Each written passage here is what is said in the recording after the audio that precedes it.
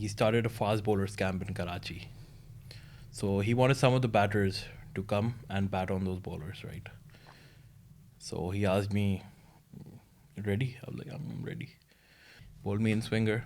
Oh, bro. It went right under my hand. I was like, sheesh. Next ball, he bowled an out swinger. I was trying to leave the ball, hit me here. Oof. Did it hurt? Yeah. My elbow was fractured, bro. Oh, wow. That is pain. I was 15.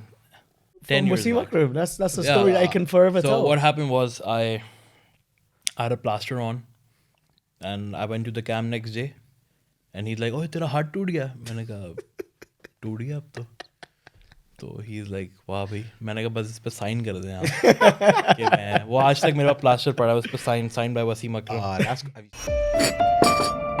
Aik Cup Chai.